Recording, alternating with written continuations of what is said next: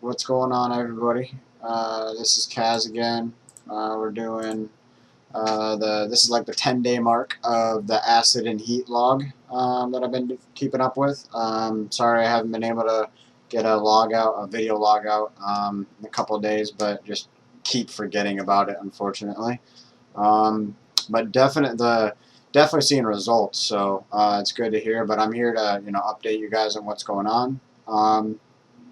I think one of the biggest things I'd first like to touch on is my dosages. I'm dosing every day that I don't do high intensity interval training. I do only I do 2 doses of heat on days that I don't do high intensity interval training, and 1 dose of heat on days that I do high intensity interval training. The reason for that is basically, number one, I want to kind of spread out how I'm using heat so I can save up a little bit on it, because I don't have as much of it as I have acid. But more importantly, I also don't see a point in having my heart rate jacked up continuously all day. Yeah, that might give me better gains, but in the end, that's also kind of bad for your health.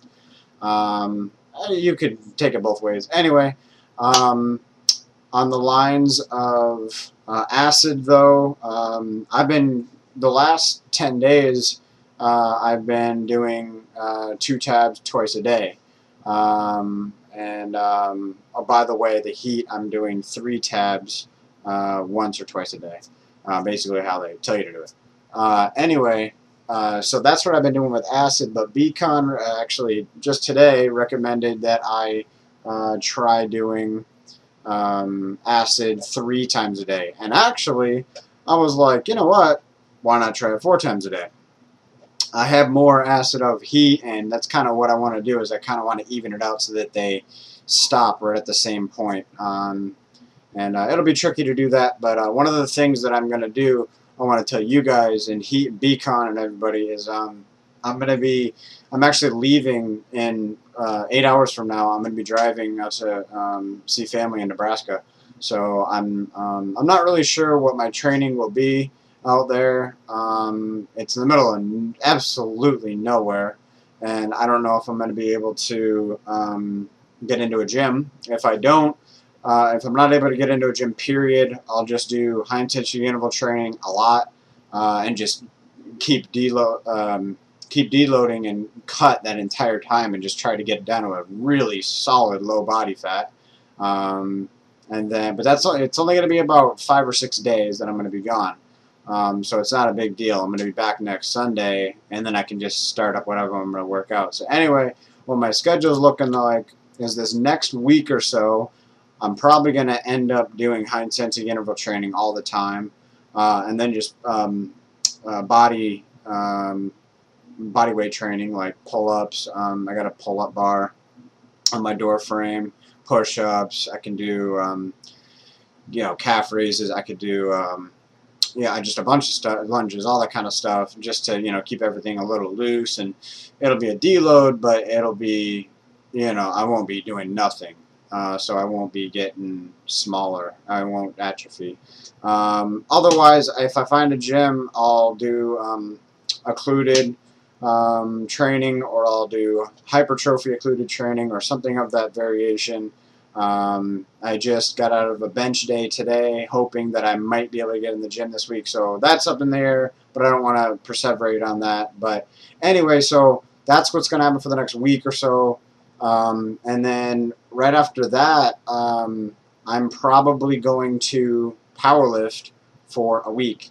Powerlift for probably a 2-cycle hit on all the workouts that I'd usually do. So that'd be bench day, deadlift day, squat day,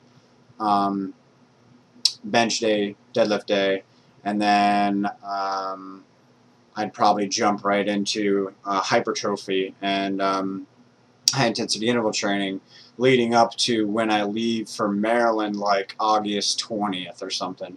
And that's where I want to be like 5-6% body fat. I want to be shredded by then, and I'm by no means shredded right now. That's the other thing I'm going to post before and afters. Obviously, I took before and afters earlier today, and look back at my last month, and also May, June to July. It's actually a pretty intense difference, in my opinion.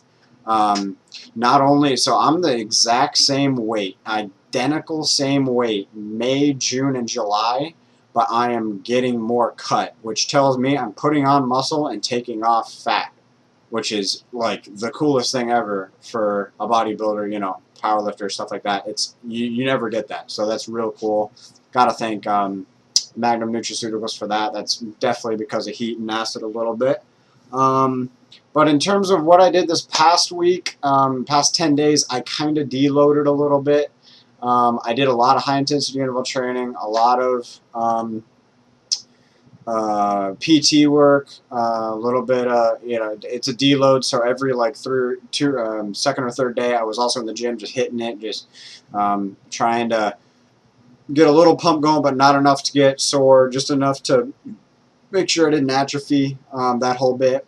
But also, like, my shoulder feels so much better after this deload. Like, every night when I was lifting heavy powerlifting and hypertrophy, that few weeks there, I was just sore as hell every single time. Like, and not really sore, but like my bicep tendon, I could just feel it. It was, I probably have another tear again. Unfortunately, it's just that's the way it's looking. But I'm not really looking at it like that. And you know, I just hit a PR today on bench. I did, that's like a legit PR. I hit 29 reps at 135 on bench, and that's, what's really crazy is a year ago, no, 16 months ago, I could only do like 16 reps. Yeah, that's pretty intense, you know. It probably could be better if I didn't have surgery, but having surgery and being able to do that is like intense, you know. I also gotta thank Magnum for that, Beacon for that. So in terms of dieting, I'm really, obviously, if I'm, you know, still losing weight, I'm like trying to. It's so hard to cut when you want to, like, when you want to eat, you know, just a bunch of just crappy food in the summer. Sometimes you're just like, you know, it's really annoying to have to cut because you want to splurge a little bit. So I have to splurge every once in a while, and I'll get like ice cream or I'll get something like that, so I don't binge. I've had like one binge, and it was like half a binge this summer. So I'm glad that I haven't been killing it like that.